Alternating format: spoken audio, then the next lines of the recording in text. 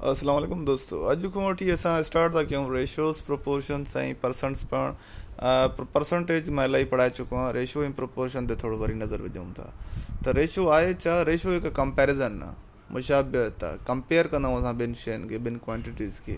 जीअं हेठि स्टूडेंट्स ॾिनल आहिनि त बाबा टिनि वटि आहिनि मोबाइल, ॿिनि वटि न आहिनि, त इन्हनि खे असां कीअं लिखंदासीं? हिननि खे लिखण जा टे तरीक़ा आहिनि, ठीकु आहे। उहे टे तरीक़ा कहिड़ा आहिनि? उहे इहे आहिनि त हिकिड़ो त हीउ तरीक़ो आहे जेको विच में असां डॉट्स ॾींदा आहियूं, 3:2। ॿियो वरी आहे 3/2। टियों वरी 3:2। इन्हनि टिनी तरीक़े सां तव्हां रेशियो खे डिनोट करे सघो था। पर जेको मेन आहे ऐं जेको मशहूरु आहे उहो 2 डॉट्स वारो आहे, यानी ही। ठीकु आहे। हाणे हलूं था अॻे।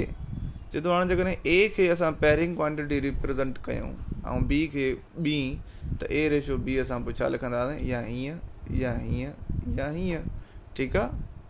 ऐं फ्रैक्शन, हे हिकिड़ो नोट अथव, फ्रैक्शन बि असांजी रेशियो आहे। ॾिसो इहे फ्रैक्शन आहे न, इन खे असां ईअं बि लिखी सघूं था न, ए रेशियो बी। इन करे फ्रैक्शन बि असांजी हिकिड़े क़िस्म जी रेशियो ई आहे, हिकिड़े क़िस्म जी। ठीकु आहे। हाणे कॾहिं कॾहिं असांखे मुख़्तलिफ़ सवाल अची वेंदा आहिनि जेके ई कम जा न आहिनि, मतिलबु आहिनि, पर मां तव्हांखे तकड़ि में स्क्रीन ते वठी हलंदुमि। पर उन खां पहिरियां तव्हांखे मां ॿुधाए छॾियां त हीअ सवाल तव्हां पाण हल कंदव। हिन जा स्क्रीन शॉट्स कढी छॾियो, हीअ तव्हां इनशाला करे वेंदव। हाणे हलूं था स्क्रीन ते। त ओके दोस्तो, स्क्रीन ते अची वियासीं। हाणे रेशियो छा हुयो? माना शॉर्ट फॉर्म में अगरि जनरली लिखूं त हीअं हुयो रेशियो, जंहिंखे असां हीअं बि लिखी सघूं था, त हीअं बि लिखी सघूं था, या वरी A/B बि लिखी सघूं था। ठीकु आहे दोस्तो। हाणे मतिलबु इन खे असां मिसाल सिंप्लीफाई अगरि कोई रेशियो अची वञेव, त मिसाल 2:3, त हिन सिंप्लीफाई जो मतिलबु आहे टेबल लॻे थो। हिन ते टेबल लॻण जो मतिलबु इहो आहे त हिन ते ऐं हिन ते साॻे ई हुनजो टेबल लॻे, पर अहिड़ो को नंबर आहे ई न। ठीकु आहे दोस्तो। भला जेकॾहिं मां चवां त 4/16 ते सिंप्लीफाई कयो, तव्हां चवंदव हा इन ते टेबल लॻे थो, ऐं उहो कहिड़ो आहे? उहो 4 जो आहे। 1 चौंक 4, 4 चौंक 16, यानी 1/4। हीअ तव्हांजो जवाबु आयो। माना जॾहिं बि क्वेश्चन में तव्हांखे सिंप्लीफाई करण लाइ चए न, त तव्हां ईअं कंदव। या वरी जॾहिं वर्ड प्रॉब्लम चयो त बाबा जीअं for every 100 apples there are 33 bananas, त तव्हां छा कंदव? 100 एपल्स 33 बनानास। अची वियो जवाबु। हाणे हिनखे चवां सिंप्लीफाई बि चयो त टेबल हणिजो। ठीकु आहे। पर टेबल लॻे नथो हिन ते, इन करे असां छा कंदासीं? टेबल न हणंदासीं। ठीकु आहे।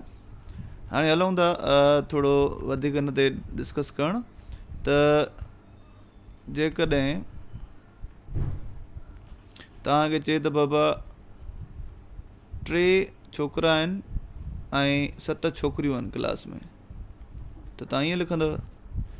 तव्हांखे चवंदो बाबा छोकिरियुनि या छोकिरनि ऐं छोकिरियुनि जो रेशियो लिखो, त तव्हां चवंदव बाबा छोकिरनि ऐं छोकिरियुनि जो रेशियो।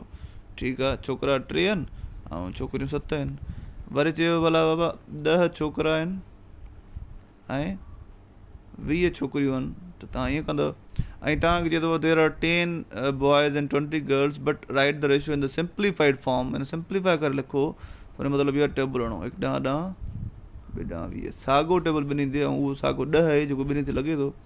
जवाबु छा आयो? 1:2, जेको असांजो फाइनल आंसर आहे। मतिलबु अॼोको टॉपिक सफ़ा ईज़ी हुयो। सिर्फ़ु रेशियो छा आहे, कंपेरिज़न, हुनखे सिंप्लीफाई कीअं कजे, उहो तव्हांखे ॿुधाइणो हो। ऐं उन खां बाद में अञा वधीक ॿिया वीडियोज़ बि कंदासीं इनशाला। तव्हां मूंसां गॾु रहो ऐं चैनल खे सब्सक्राइब कयो, दोस्तनि सां वंडियो।